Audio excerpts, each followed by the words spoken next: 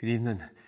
It's the end of a long Sunday, and I want to thank everybody who was involved in making today happen, from breakfast and Sunday school this morning, and then the stuff in the evening and the evening study. I want to recap what we talked about in our discussions in the breakfast service, and I'll be relatively brief, but it's about Isaiah chapter 2 from verses 6 to 22, so that you don't miss out anything in the series of discussions we're having. And I'm not going to do the reading, I'll leave you to read that yourself, but Isaiah chapter 2 from verses 6 to 22. I wonder if you see parallels in this reading with our own society. That's the question that I asked the congregation this morning, and here are some of the answers that I had myself. It says that the society Isaiah is talking to have been influenced by mysticism from the East. And I certainly thought that sounded relevant to us now. They might be talking about Babylon and Assyria and Persia.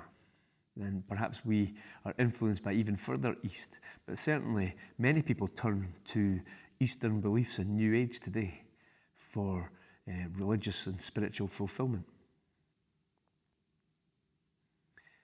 The other thing that we read about is to do with various powers and wealthy, strong countries. It talks about the horsepower, so how many horses other countries have and how that impresses God's people. It talks about the number of chariots they have. It talks about their gold and their silver. And so not only do Israel look to the East for mysticism and for spirituality and sorcery, it says in the text, but also they look to the East at this wealth and this power. And then it talks about ships from Tarshish. It talks about these, I believe they were large ships that could travel very long distances for trade. And the ships that come from Tarshish are coming from the west. And again, along with Eastern mysticism, it sounded to me quite a lot like our society, where we look a lot to the West for our economic growth and development. And then there's also mention of high towers and fortresses. So there's the people of Israel are looking to strength, to military prowess and strength, and also to sophisticated civilizations. Now, there's a picture of the Tower of Babel, and it's in the style of a ziggurat, I think it's called, a Babylonian building. And certainly, I thought about parallels today, where we build cities with high towers that show our strength and show our economic greatness and power.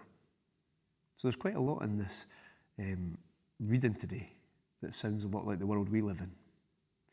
What's concerning is that this text in Isaiah tells us that God will come, a day will come where God's people will be terrified because God will return to them. The text also said that he has abandoned them. And while some think the reason he's abandoned them is because of all these things that they're doing, that they're looking towards the Eastern mysticism, and they're looking towards military power and economic strength and wealth and idolatry for meaning in their lives. But at least one commentator says that it's not so much that God has abandoned them because of this, it's actually that these are signs of the abandonment of God. So the text talks about God's judgment upon them. And it's a judgment that is lived out, as in, because they have rejected him, they are now living out his judgment, which is where he has said to them, on you go. Find meaning, find authority elsewhere. Follow your own desires and see where it leads you. The whole thing reminds me of the first commandment. So back in Exodus, the people have been given the command to love God and to have no other gods before him. And then it says that he is a jealous God and that he will judge not just them, but their children and their children's children. Those who abandon and disobey him, they will live out his judgment for generations. It also says that those who obey him will live out his blessing for even more generations, for thousands of generations. But there is judgment. And again, in the same way that one commentator says that the fact that they have abandoned God is, all the things that they do are the judgment after, because God has removed himself from them and removed restraint.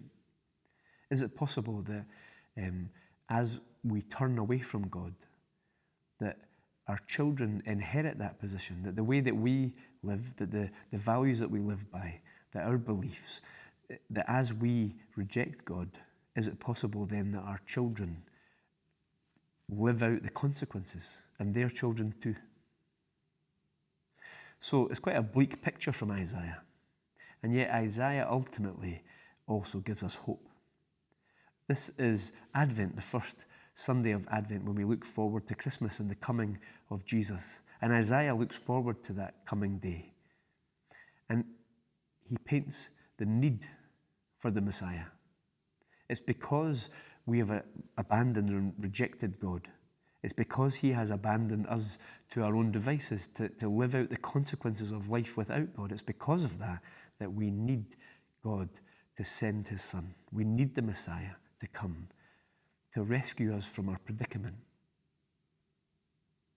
And so, as you go through the beginning of Isaiah, as you see the bleakness of life without God and life living under the judgment of God when we have left him, may you also look forward to the true King that Isaiah announces, and to the suffering servant that will save God's people, that will suffer in their place. Amen.